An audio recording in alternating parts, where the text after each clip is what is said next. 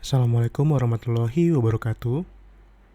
Pada video ini kami akan merangkum mengenai mekanika kuantum, aplikasi nyata mulai dari industri hingga kehidupan sehari-hari, di mana ini adalah tugas video program studi Magister Fisika. Mata kuliah Mekanika Kuantum dengan kode FIS 5102 dengan dosen pengampu Bapak Dr. Muhammad Sontang Sihotang SSI MSI pada program studi Magister atau S2 Fisika di bawah Fakultas Matematika dan Ilmu Pengetahuan Alam atau FMIPA Universitas Sumatera Utara. Selamat menyaksikan. Assalamualaikum warahmatullahi wabarakatuh. Selamat pagi, saya Sinta Nurhasi Batubara, mahasiswa S2 Fisika tahun 2024. Di sini Sinta akan membahas bagaimana mekanika kuantum digunakan untuk meningkatkan teknologi semikonduktor dengan quantum dots yang membuat layar smartphone lebih cerah dan energi lebih efisien. Analisisnya dari hubungan antara quantum dots seperti gambar di sini. Adapun teknologi yang digunakan yaitu semikonduktor, yaitu bahan yang memiliki kemampuan menghantarkan listrik di antara konduktor seperti logam dan isolator seperti kaca. Misal, pada quantum dots digunakan untuk membuat handphone lebih cerah dan hemat energi. Hal ini terjadi karena mampu mengubah energi listrik menjadi cahaya dengan efisiensi tinggi. Kemudian, quantum dots memiliki arti yaitu partikel semikonduktor berukuran nano yang memiliki sifat optik dan elektronik unik karena efek mekanika kuantum. Ukurannya sekitar 2 sampai dengan 10 nanometer. Peran mekanika kuantum menjelaskan bahwa pada skala nano, energi elektron tidak kontinu tetapi diskrit, artinya terkuantisasi. Ketika ukuran quantum dots berubah, maka band gap juga berubah, sehingga cahaya yang dipancarkan juga berubah warna. Cara kerja quantum dots pada layar smartphone yaitu 1. Latar cahaya biru digunakan sebagai sumber utama karena biru memiliki energi foton yang paling tinggi. 2. Di atasnya ada lapisan quantum dots seperti gambar yang ada di layar, yaitu quantum dots ukuran sedang memancarkan warna hijau, quantum dots ukuran besar memancarkan warna merah. Kemudian yang ketiga, cahaya biru langsung digunakan, sedangkan cahaya merah dan hijau dihasilkan oleh quantum dots.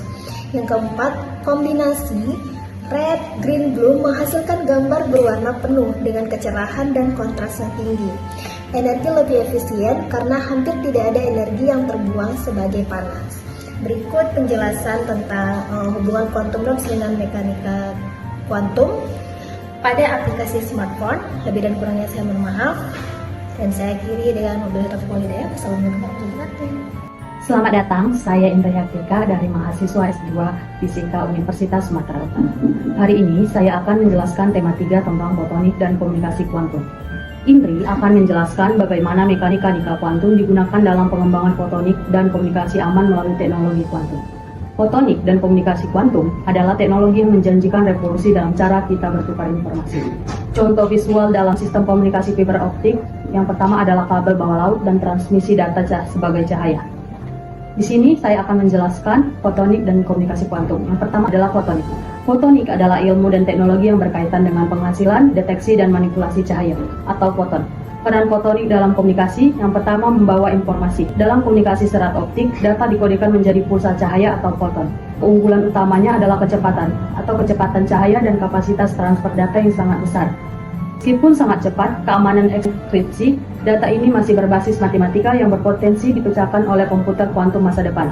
Yang kedua ada infrastruktur, di mana seluruh jaringan internet global, termasuk kabel bawah laut, menggunakan sistem fotonik cahaya untuk mentransfer miliaran bit data setiap detiknya. Yang kedua ada komunikasi kuantum atau revolusi keamanan, di mana komunikasi kuantum ini memanfaatkan prinsip mekanika kuantum untuk mentransfer atau mengamankan informasi. Yang pertama ada qubit atau quantum bit.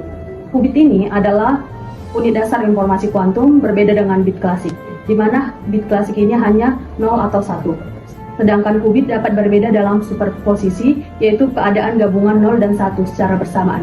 Pentingnya kemampuan ini dan sifat kuantum lainnya. seperti entanglement.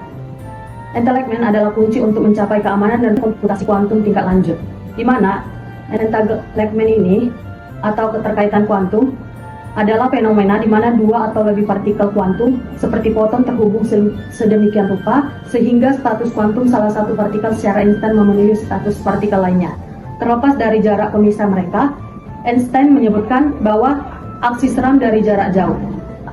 Entanglement dapat digunakan untuk membuat saluran komunikasi di mana setiap upaya untuk mengukur atau menyadap salah satu partikel secara instan akan mengubah statusnya, dan perubahan ini akan langsung terdeteksi oleh penerima. Ini yang secara fundamental anti-peretasan atau tidak bisa disadap. Yang ketiga ada aplikasi utama atau QKD, distribusi kunci kuantum.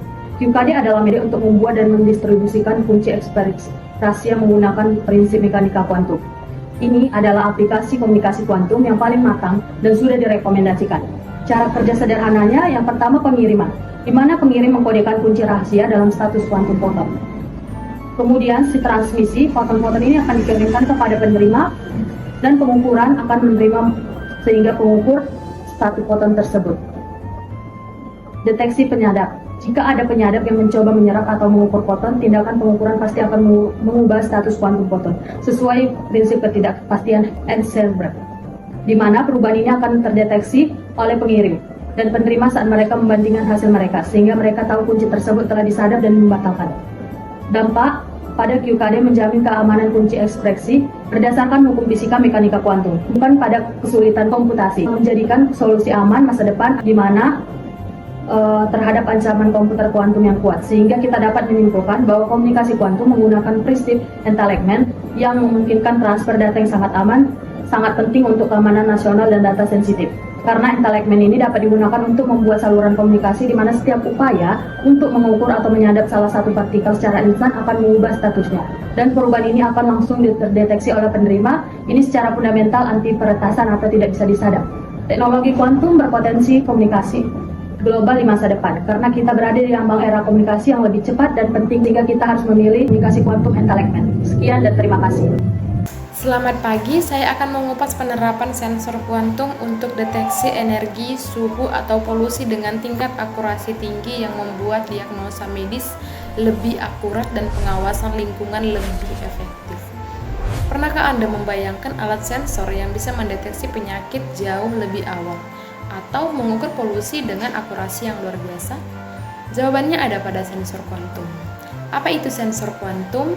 Sensor kuantum adalah perangkat yang memanfaatkan prinsip-prinsip sensitif dari mekanika kuantum, seperti superposisi untuk melakukan pengukuran. Sensor ini bekerja pada skala atomik dan subatomik. Sifat kuantum partikel sangat peka terhadap gangguan eksternal seperti medan magnet, gravitasi, atau keberadaan molekul tertentu. Sensor ini dapat mendeteksi perubahan sekecil apapun yang sebelumnya tidak mungkin terdeteksi. Berikut gambar yang menyajikan skema visual tentang cara kerja salah satu jenis sensor kuantum paling canggih saat ini, yaitu sensor yang menggunakan pusat nitrogen vakansi di dalam kristal berlian. Aplikasi sensor kuantum yang pertama di sektor kesehatan. Sensor kuantum menjanjikan diagnostik yang revolusioner, contohnya pencitraan otak tingkat tinggi. Quantum magnetometer dapat mengukur medan magnet yang sangat lemah yang dihasilkan oleh aktivitas otak. Ini memberikan resolusi yang jauh lebih baik daripada perangkat tradisional, membantu para dokter memahami dan mendiagnosis penyakit neurodegeneratif seperti Alzheimer dan Parkinson lebih dini. Yang kedua, deteksi penyakit non-invasif. Sensor kuantum berbasis NV Center Diamond dapat digunakan untuk mendeteksi molekul penyakit spesifik bahkan di tingkat sel tunggal. Ini membuka jalan bagi deteksi dini kanker dan pemantauan kondisi medis secara real time dengan akurasi ekstrim. Aplikasi yang kedua di bidang lingkungan. Sensor kuantum menawarkan cara baru dalam pengawasan dan pemetaan. Contohnya yang pertama, pemantauan polusi udara dan air. Sensor gas kuantum memiliki kemampuan untuk mendeteksi konsentrasi gas berbahaya bahkan pada tingkat jejak yang sangat rendah. Hal ini krusial untuk memantau emisi industri, mendeteksi kebocoran gas metana, dan memastikan kualitas udara yang aman. Yang kedua, survei geofisika dan lingkungan bawah tanah. Quantum gravimeters dapat mengukur variasi gravitasi bumi dengan presisi tinggi. Ini digunakan untuk memetakan struktur bawah tanah, menemukan sumber air atau mineral yang tersembunyi, atau bahkan memantau pergerakan air tanah atau intrusi air laut, yang sangat penting dalam manajemen sumber daya air dan mitigasi bencana. Ilmu kuantum membuka peluang besar dalam pengembangan teknologi ramah lingkungan dan kesehatan. Sekian dari saya, terima kasih.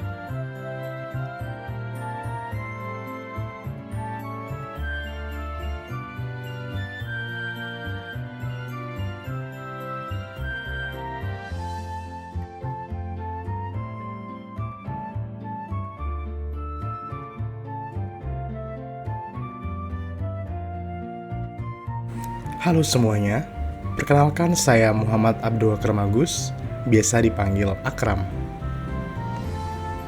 Pernahkah kamu berpikir apa yang menghubungkan energi matahari yang kita nikmati hari ini dengan dunia yang super kecil, dunia atom atau elektron? Jawabannya ada di ranah ilmu pengetahuan yang paling menakjubkan, yaitu mekanika kuantum. Ini bukan sekedar dari teori fisika yang rumit, namun ini adalah kunci untuk membuka potensi penuh energi terbarukan di masa depan kita. Mari kita selami. Singkatnya, mekanika kuantum adalah ilmu yang mempelajari perilaku materi dan energi pada skala atom dan subatom. Di dunia kita sehari-hari, kita tahu bahwa benda bergerak pasti. Itu namanya fisika klasik. Tapi di dunia kuantum, segalanya jadi aneh dan luar biasa. Konsep kunci yang perlu kamu ketahui yang pertama, dualitas gelombang partikel. Elektron yang membawa energi bisa berperilaku seperti partikel dan seperti gelombang secara bersamaan. Kemudian yang kedua, ada yang namanya kuantisasi energi. Energi tidak kontinu, melainkan datang dalam paket-paket kecil seperti anak tangga yang kita sebut kuanta atau foton. Energi matahari contohnya bisa sampai ke bumi dalam bentuk paket-paket ini. Nah, mekanika kuantum memberi kita tahu aturan main di level fundamental. Mengapa ini penting? Karena semua teknologi energi dari baterai ponsel hingga panel surya itu beroperasi dengan memanfaatkan pergerakan elektron. Nah, teknologi energi terbarukan saat ini seperti panel surya yang sekarang ada itu sudah bagus. Tapi masih ada batasnya. Kita kehilangan banyak energi sebagai panas. Disinilah mekanika kuantum menjadi game changer melalui material kuantum. Panel surya bekerja dengan menyerap foton yang kemudian melepaskan elektron dan menghasilkan listrik. Tantangan kuantumnya, panel silikon konvensional itu hanya bisa menyerap energi dari foton dalam rentang tertentu. Foton dengan energi yang lebih rendah akan terlewat. Yang lebih tinggi energinya akan terbuang sebagai panas. Nah, solusinya dalam mekanika kuantum, para peneliti sedang mengembangkan material perovskit atau titik kuantum yang disebut dengan quantum dots, di mana material ini dirancang menggunakan prinsip kuantum untuk menyelesaikan energi serapannya. Bayangkan, panel surya yang bisa menyerap hampir semua warna cahaya matahari, menjadikannya berkali-kali lebih efisien. Kemudian, baterai yang bekerja dengan menyimpan dan melepaskan ion serta elektron. Solusi dari material kuantumnya dengan mendesain elektroda kuantum kita bisa membuat jalur bagi elektron dan ion untuk bergerak jauh lebih cepat dan teratur. Hasilnya, baterai kuantum. Baterai ini berpotensi mengisi daya dalam hitungan menit, bukan lagi jam, menyimpan lebih banyak energi dalam ukuran yang lebih kecil, dan jauh lebih awet dan tahan lama dari baterai sebelumnya. Dampak teknologi ini bukan hanya soal peneliti dan ilmuwan di laboratorium. Ini akan mengubah kehidupan kita sehari-hari.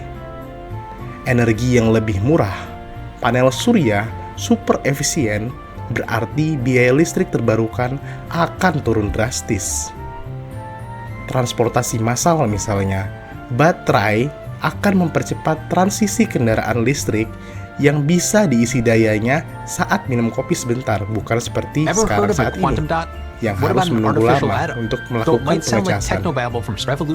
Kemudian kemandirian energi, di mana setiap rumah tangga bisa menjadi produsen energi yang jauh lebih efisien.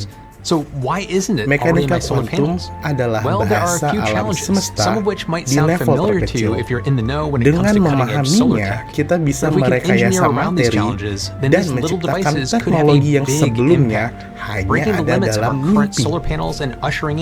Jadi, kali berikutnya kamu melihat panel surya, ingatlah bahwa di baliknya ada tarian elegan elektron yang diatur oleh hukum-hukum kuantum.